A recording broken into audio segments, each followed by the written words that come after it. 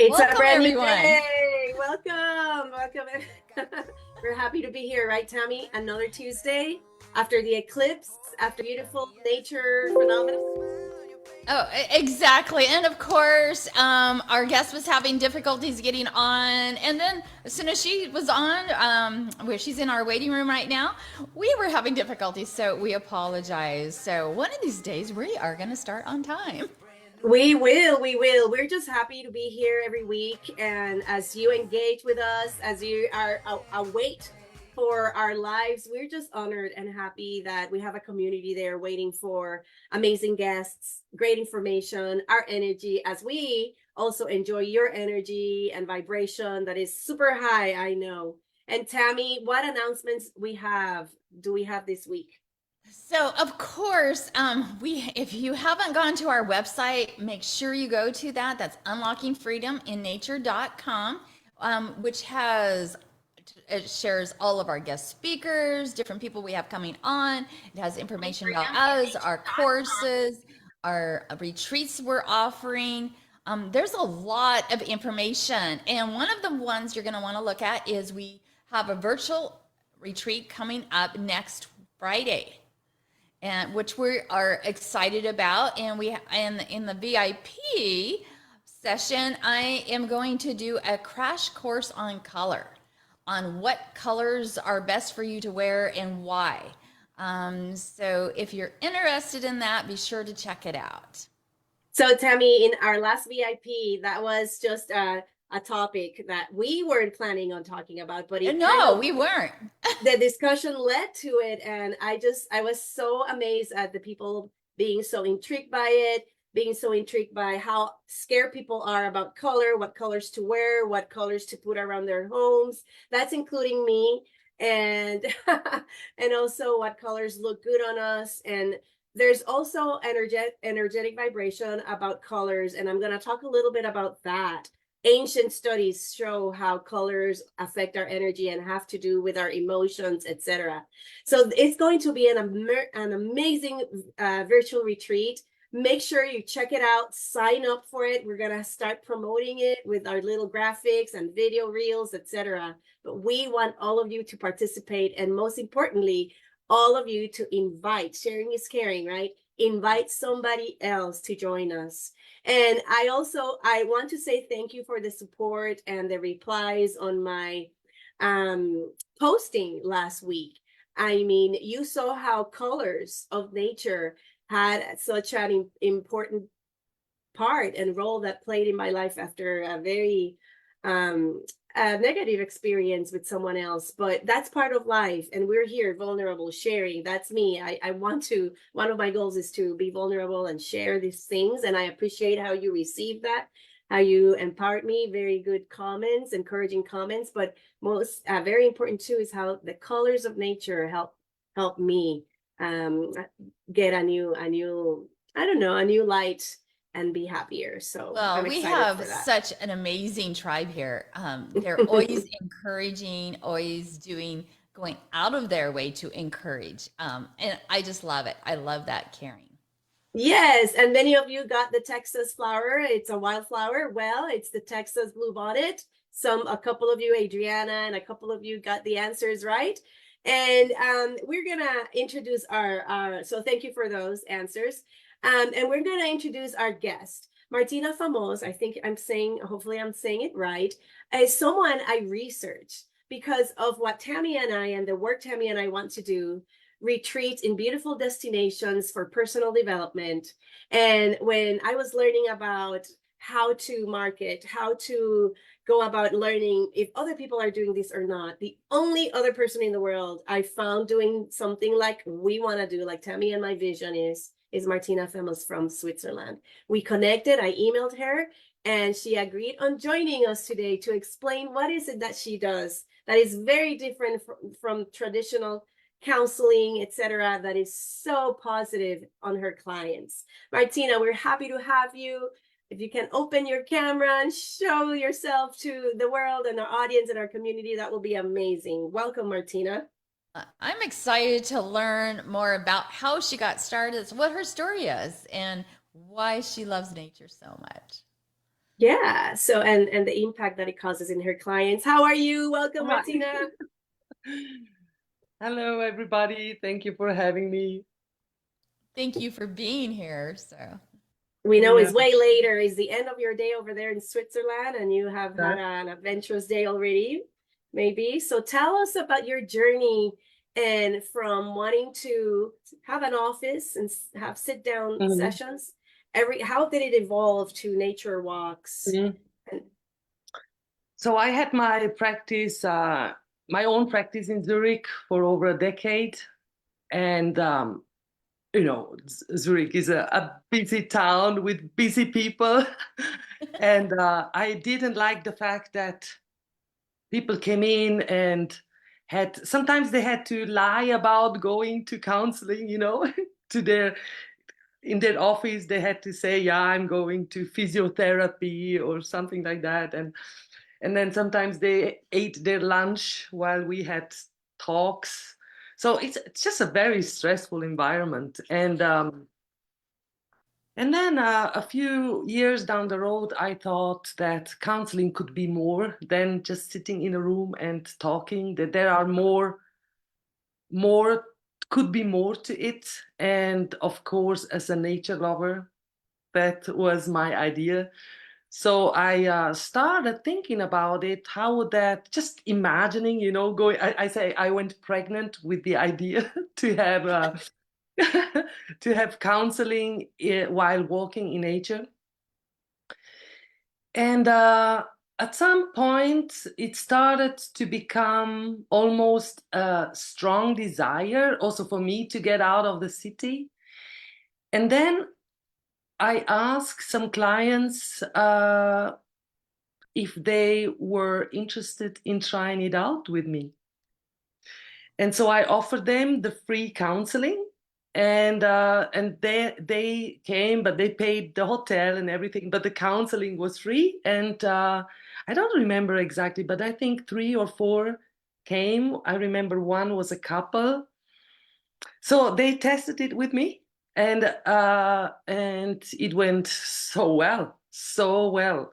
They all liked it. I understood also that I'm capable of doing it because it's a completely different form of counseling. You don't have your paper, you don't have your safe chair, you don't have your environment. You need to sometimes with couples need to change the position, how you walk, and sometimes the trails are a bit narrow, so you walk one behind the other. Sometimes they're wide, so it always changes. You need to stay in the flow. And whereas in the room you have your security, you have everything in its place. so do you So find your clients opened up more when they're out there? Did you find that your clients opened up more and would talk more and communicate more oh, being out in nature? oh, absolutely, like absolutely. Uh, the there are so many benefits to offering counseling.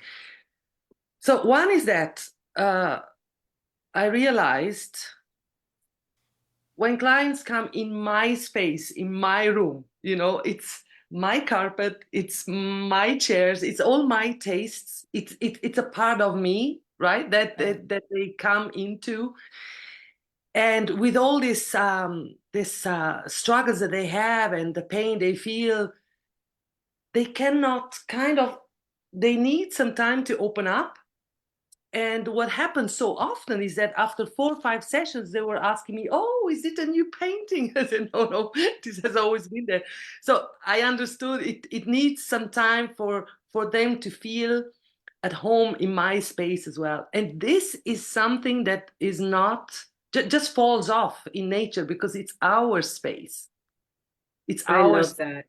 I love Oh it. my And that goodness, is Martina. so amazing. It's our space. We both belong in this space. So also as an Adlerian psychologist, the sense of belonging is a key element in our understanding of human being and in working with the clients. So this just falls off. This time that they need to adapt to my space, to find their comfort or their ease in my space, that time is just gone. That means they are accessible so fast, and they have faster access to themselves. Absolutely. This is So a I big have a question. advantage. Mhm. I have a question about, I'm so curious about why is it that, is it shame? Is it a bad reputation if people at work know that they're going to counseling, or is it just taking the time away from work and the stress and performing at work? I mean, is it shame? Is it pressure? Why is it that it was embarrassing for them to tell at work that they're going to counseling, which is very prevalent, and I understand, but I want to understand if that's the same case over there or from those clients at the beginning. Like, why is it such a secret, or such a, I don't understand. I want to. Mhm. It has become better in the last years because Okay. on social media it has become, now it's almost, good, right People on are speaking more for about it. yourself. You're the hero. You yourself improve yourself, and that must be a benefit for the company. But in 2010, 12, 13, 14, 15, still there was this fear of, if they were telling the employer that they have problems, that they would see them differently, and maybe even question, question their competence, Right. like, okay, Wow. if you I have see problems in your marriage, if you have problems at home, if you have personal problems, possibly you're also not the competent enough, like something is blocking your performance, or you cannot be a high achiever if you have it problems. This sounds was like a kind of a pride taboo. thing as well. Some people, I Probably think, pride too. Yeah, Yeah. or fear. I think fear, pride, mainly to fear. be seen differently, also to show. I mean, it's a form of also of showing vulnerability, right? It Right. is a form of showing vulnerability that people did not want to share. Mhm. And Yeah.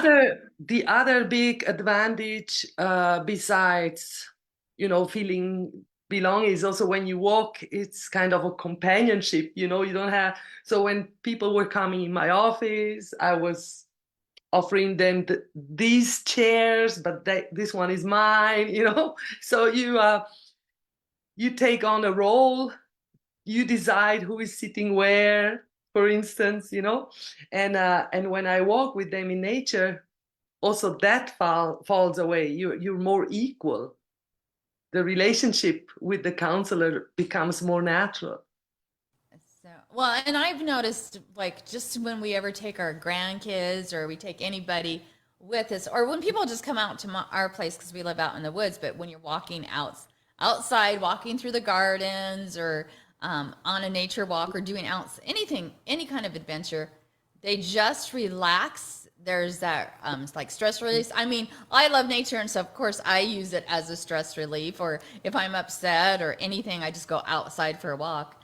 But I noticed they remember stuff even better. And you hope they take that memories back with them. So like if they're going through a hard time, they remember how it is to feel that relaxation. Yeah. Um, Yeah. What major, like, has this made the news, Martina? I'm serious. Like, has it caused a ripple effect on how other counselors maybe that you are associated with or have shared your experience with? Has it caused a ripple effect in terms of, okay, I'm gonna try it too, or basically you're the only one doing this? I don't really know, Lori, because I don't care. I love, I'm sorry. I love it. She's concerned about herself and her clients, and that's it, What right? we need to be No, no, concerned about is everybody else that could I benefit can't be from this bothered. healing. And I understand. Like this healing, No. needs a must. Like here I am, here we are, Tammy and I, unlocking freedom in nature and art, and wanting to send this message out how important nature is in your daily life. Imagine in the process of healing after and people come to me because of the hypnosis modality tired of talk therapy. I mean, I'm sorry, I know it has its purpose and I know it's helped a lot of people, but then sometimes people get stuck and want to try something else, right? And that's why they look for something else, a different alternative, a different modality. And this approach of clinical hypnosis is amazing. But taking it to the next level is like me doing a session, I imagine, on a picnic blanket under a tree. I mean, I am envisioning that, and it's, to me, it's revolutionary. It's like many people need to know what you're doing. Many Well, counselors in the Yeah, but States Lori, and this is everywhere in the such, world. this I is bet your book's solid because I mean, I can't imagine. I mean, to me, that's what you're doing is the best way to counsel. yeah. But now that you say, Lori, like picnic counseling, how amazing is that? You know, Yes.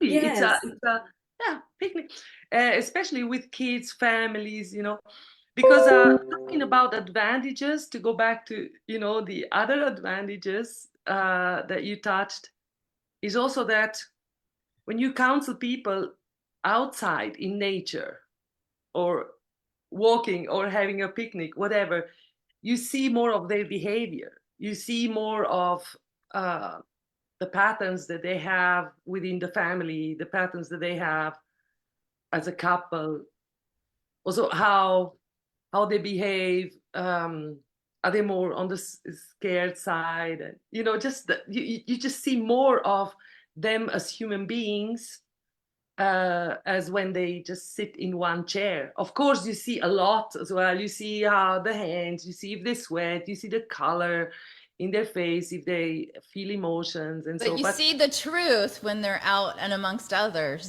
because you see all their just actions and stuff you see more. more, right? So if I have couples and they interact, because how I work is that before people come, I send them assessments so that I also know which personalities are they, and I ask them also prior to coming about their struggles, about their goals. This is very important, what they wanna, where they wanna be with their struggles after the retreat. So a lot of questions. Then I have this nice picture of the people coming, but they then need to tell me how that looks like for them in real life, like how this manifests, uh, how the problems build themselves up to the pain in real life. That I don't know. This is what they need to tell me.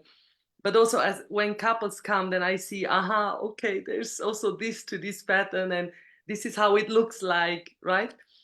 If somebody, for instance, if he would be more on the pleaser side and she more on the controlling side, then I can see how it manifests itself between them while we spend time together. And we spend a lot of time, right? I see them 2 hours in the morning and then 2 in the afternoon, sometimes 3 days, 4 days, 5 days. So it's about 20 hours that we spend together. So you get to see a lot.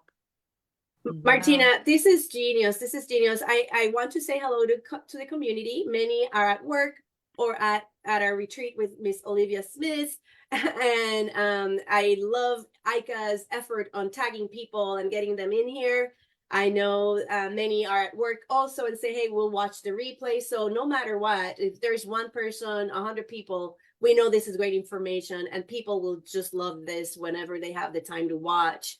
Aika also said something like, sitting in the chair is reminding the client of being at a doctor's office. It has a bit of a scary feel or a feel of judgment versus being in nature, which to me, I agree, Aika, but I also agree that it's stagnant. You're stagnant. You're sitting there where, like Martina has addressed, the flow that happens while walking. And to me, that's super important. Blood's pumping, both are walking.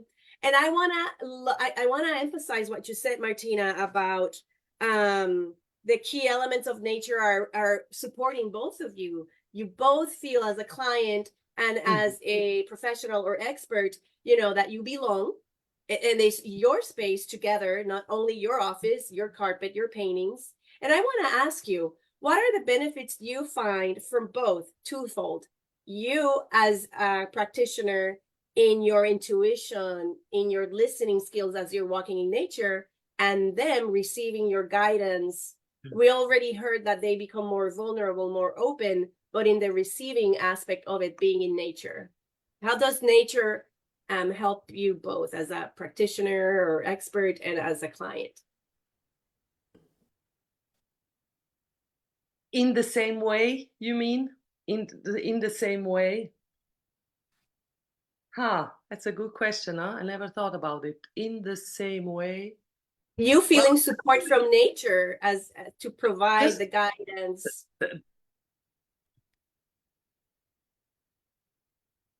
She froze. I'm wondering. Yeah, she froze. I wonder if it's I'm assuming here, but I wonder if it's that peacefulness from the nature. at the same know, time, we connect more easy, but we Mhm. still have more space. You can also, you can sometimes, what I mean with space, it allows us also to walk in silence or to stay in silence for, 30 seconds, 2 minutes even, which is almost impossible in a room. This is very difficult for human beings to sit opposite to each other and then accept the silence. But while walking, you can, it's just it comes natural that for a moment you say nothing and you just let things sink in, right? And this space is I think a huge benefit for just letting things sink in just for a moment, and just pause also, and regroup your thoughts. And then of course I'm healthy. I and my dog is with me. My dog, we're three. The dog has the benefit of having had a nice walk. um, and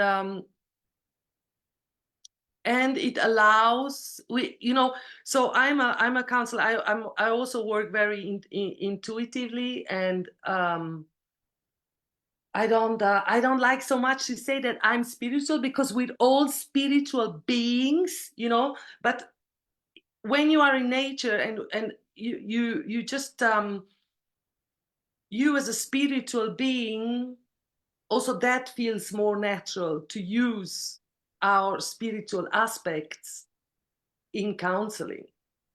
It just makes more sense. It's in a room maybe less, and in nature with all this connection that you have around, and all this the spirits, there's so much around that I can connect easier to also my client as a spiritual being. And then it helps me also, this spiritual connection helps to use also other resources that we have, right?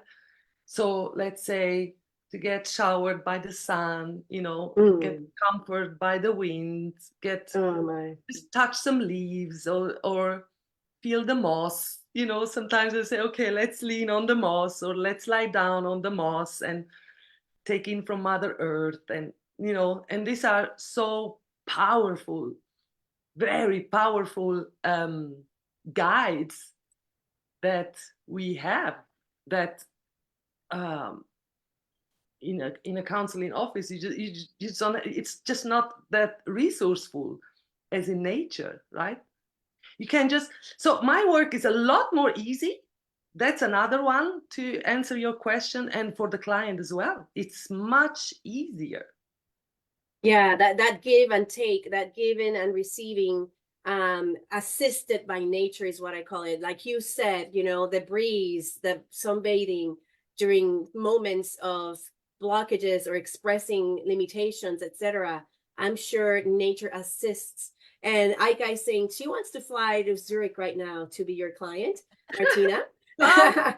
So, and I'm like, hey, wait, Aika, we're gonna provide stuff like that around here. Oh, yeah. I want to know, Martina, how did you get started? Have you lived in Zurich your whole life? How did you get started in this? What triggered you to want to become a counselor? So I started, I'm 57 now, or I will be 58 this year, I think. And I started psychology only when I was 38. And I was in events and marketing before. And also, and before that in hotel business. So I'm a hotel child. And I just, I just had this strong desire to understand human beings more profoundly. And the end, a part of that is that I had some things that I knew were right and true, but I didn't have the words to to speak it out. I just didn't have. I knew inside me there is a truth about.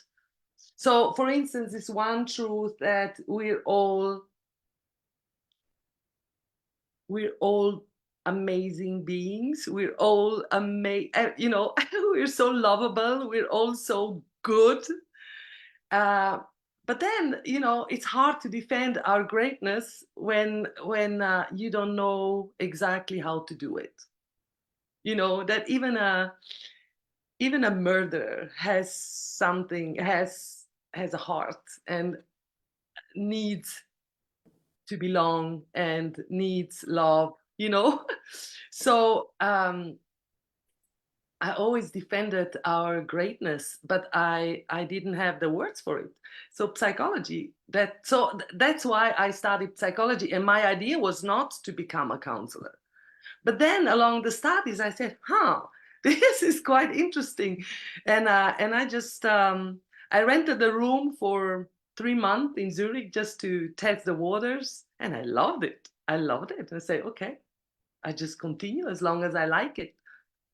And then with the years, I started to get a little bit bored with it in Zurich. So, you know, this now I can't get bored because there's so much, it's so rich to counsel people outside in nature while walking. It's rich.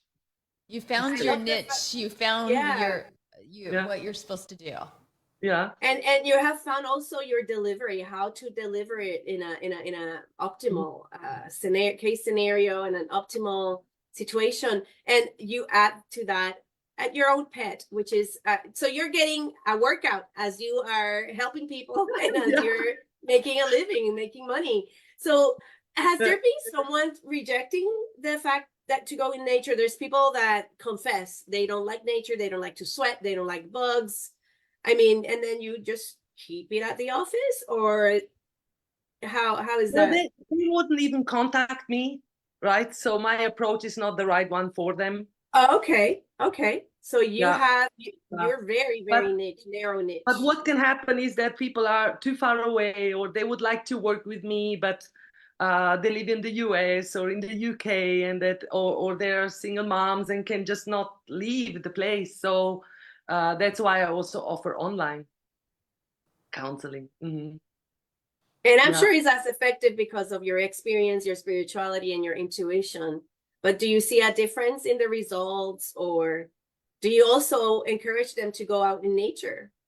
Yes, exactly. Mhm. Sometimes so if they want to go for a walk in the park, I totally encourage them, of course. Of Yeah, course. I mean, today it's possible, right? With your smartphone Right. and yeah.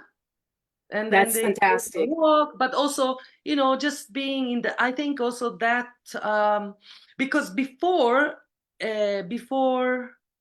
there were clients that were maybe asking me for online counseling, but I thought I just could not imagine myself doing online counseling. And this changed during COVID completely. And I saw, oh, I can I can even feel the person through the screen. I I just could not imagine myself doing it, but it works perfect. And the advantage of online counseling is that they don't have to travel. They don't have to go into the traffic. They don't have to, all um, this, I think, huge effort to come and see a counselor every other week for over a month. That's a huge effort, right? So they can stay at home on their couch, and I encourage them to make themselves really feel cozy. They don't have to put on a mask when they talk to me. Yeah, that's amazing. I have a viewer here saying that Martina, your vibe is so positively lovely. Smile. I can feel that this is your passion and work project, and passion project is amazing. So we really appreciate you coming in after your long day of walking and working on your passion outdoors with your clients. It is such a great example, yeah, I have of what is a creativity. question though for Martina. Martina, you wrote a book, correct? Yes, I did. And what is your book? And what is your book about? So it's just so our guests know that they can go and look at that on your website Yes. here. So while working in Zurich, Zurich is very international, and when I started working in Zurich in 2009, 10, or 11, I don't even remember, there were very little English-speaking counselors. Because, at that time, the globalization boom was just at the beginning. These international companies only started to recruit from abroad and so on and so forth. So that's why, because I spoke English, I had only international clients. So clients from Japan, the US, South Africa, from all around the world. And they came in, some of them came in with issues that I could not relate to their childhood experiences. And long story short, I found out about the culture shock theory, which explains that when you move abroad, you go through a crisis, the culture shock crisis. But then looking and that theory is from 1950.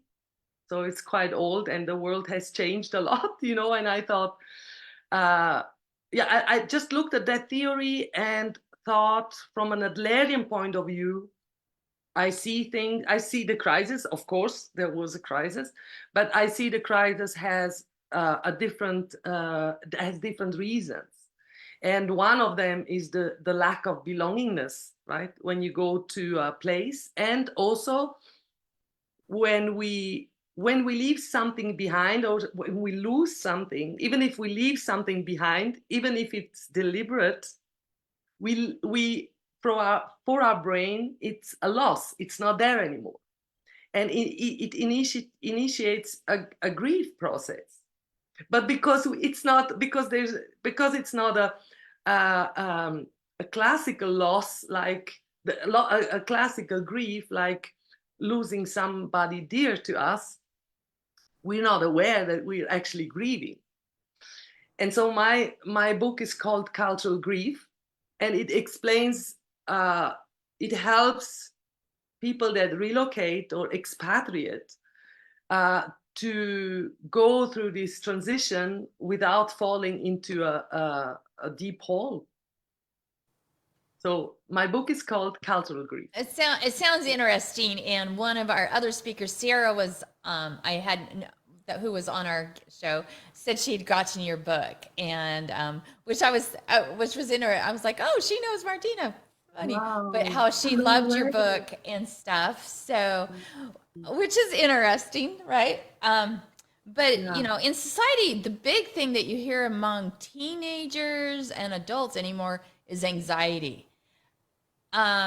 It's almost, I don't know, it's almost like it's overused, or maybe it was underused before, but it seems like everybody always wants to blame everybody else instead of taking responsibility. If that makes sense. But it's like you want to help people, but it's like, it amazes me how many people's like, well, I can't do that today because I have anxiety. I can't go here, or this fear, I guess is what it is. And which started, I believe, with COVID.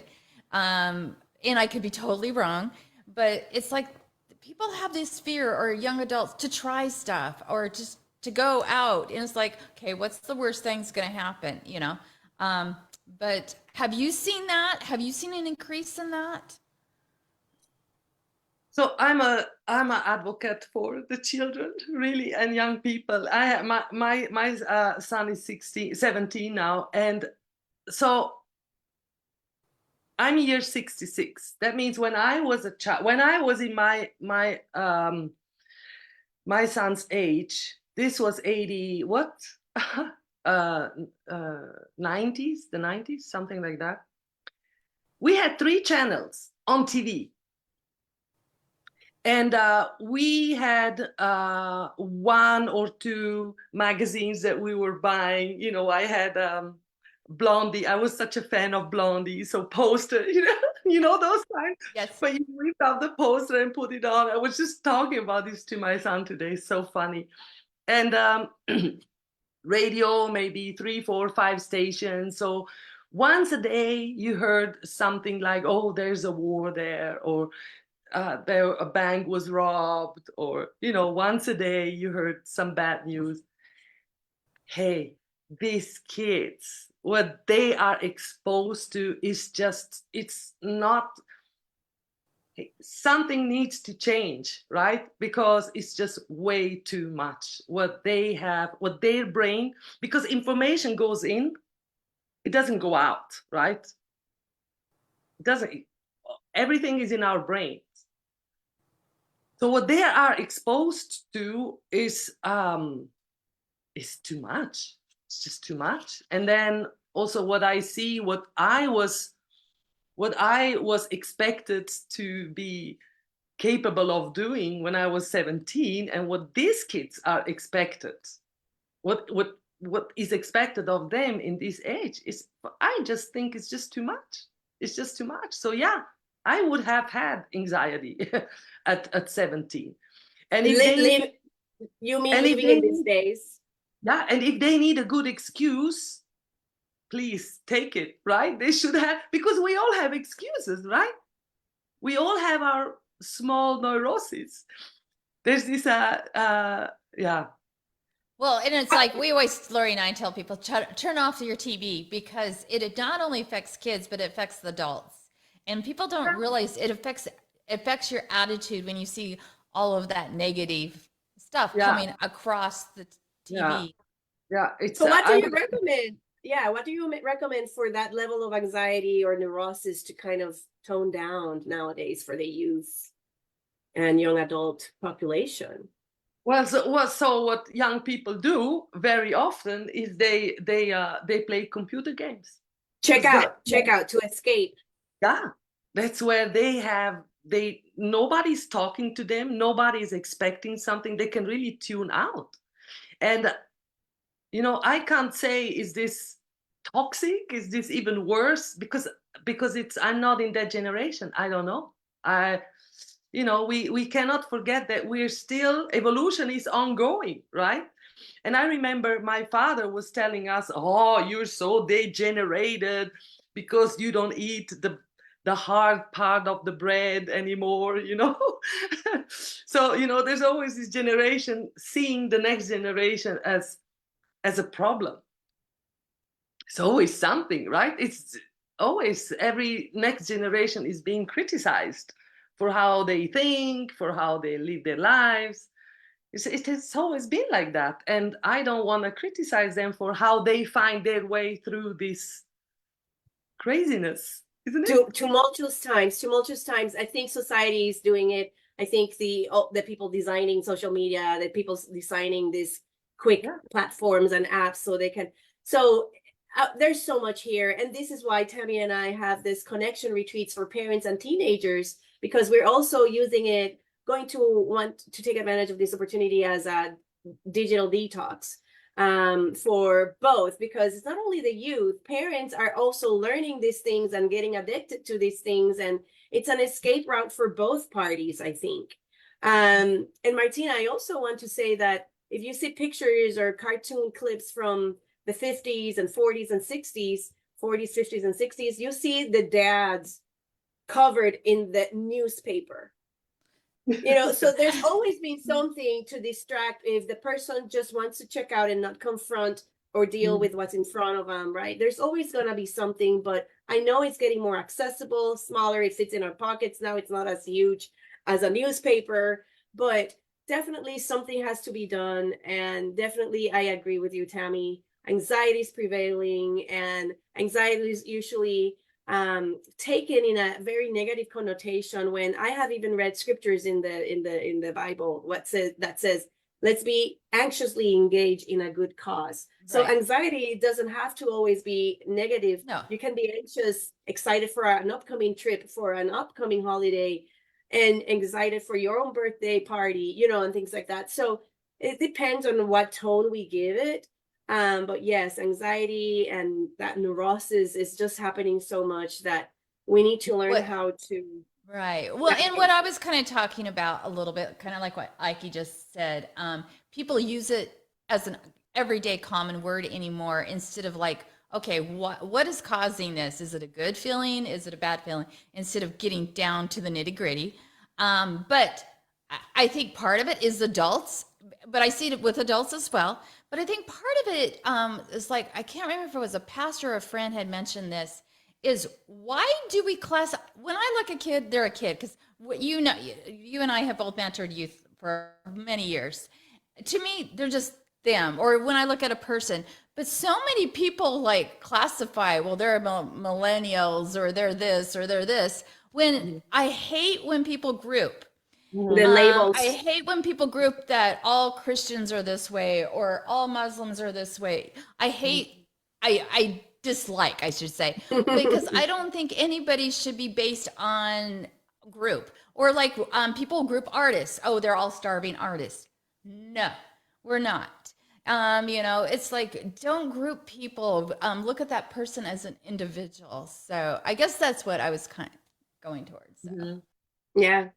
Generally the judgments, right? So if I hear young people saying I don't do this because I have anxiety, I know how much courage it takes to be able to say, I just don't want to do it. I just don't want to do it, because this is unacceptable in our society, right? So we need to create reasons why we're not doing it, migraine or whatever, right? Because just saying I don't want to do it comes why, but why? Yeah, we do. Everybody needs to learn just to accept it, right? Just so what I hear say, Martina, is like people need to learn to say no unapologetically, and the other person needs to respect their no, their answer. Not to want to do something is a basic human right, isn't it? Yes. Right. But do it, and then you'll see the reaction. People ask you about why, and then you say, yeah, because I don't want to. But that's not a reason. Even that's what parents even say to their children. That's not the reason. That you don't want to is not reason enough not to do it. So you have to invent something, right? Especially when the parent wants them to follow the mold they want, the expectation they want. Of course. I'm sure that's a component that adds to that. Yeah, exactly. So that's a component that adds to that. To stand up for yourself and stand your ground, and with maturity, with the years, maybe you become better and better at it, and then and stronger in standing your ground. But that young people find that hard, I can understand. I can relate to it even. Yeah. Well, Martina, I know time goes by super fast when we're having fun and we're having this deep conversation. I agree with Aika, our viewer, that says that you have such a positive, you're very humble, you're very simple, and it's just straightforward. This is me, and I don't care. This is what I'm doing. I don't know what everybody else is doing. I just love it. At the same time, I just think it's such a huge phenomenon. I think it's just something like, it has to be talked about, and you probably could be in conferences sharing this new approach and all the benefits that I think, when we're in our own bubble, we don't see our greatness until somebody else points it out. And I'm not over exaggerating. I just think this is such an amazing thing you're doing. What a wonderful thing. And for me, it's like the Wright brothers, maybe with somebody else coming up with the blimp in the other side of the world, and so many people wanting to accomplish something, and until aviation happened and it went down in history. It's like that. It's like, here we are in the United States wanting to have these events, right? Wanting to provide and offer these amazing, beautiful destinations so we can offer both relaxation and personal development together. And you're already living it and doing it over there on the other side of the world and reaping the benefits and just doing amazing. I'm like, shout it out, scream it out. Maybe you need to write another book on therapy in nature or something like that. And it needs to be a textbook in those schools because it's just beautiful. So thank you so much for taking your time to be here at the end of your day in Zurich.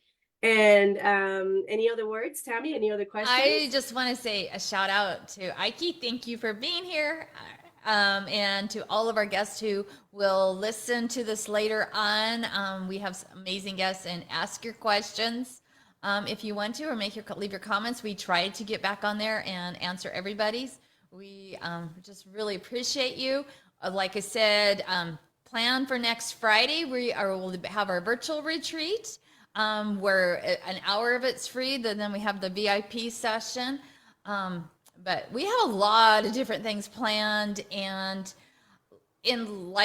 with all this comment, there's always several stories to each person. I mean, each thing. So, and I love the nature, and I thank you so much, Martina, for being here. I appreciate you. I learned a lot. So thank you. And keep going on those walks. I love it. You too. Thank you. Okay, so we're gonna say goodbye, and until next week, which Tammy and I will come and share a lot of goodness for you leading onto our virtual retreat. And we can't wait to share more announcements and give you more details on how to sign up for this amazing event coming up. And see you later. Bye-bye. Bye.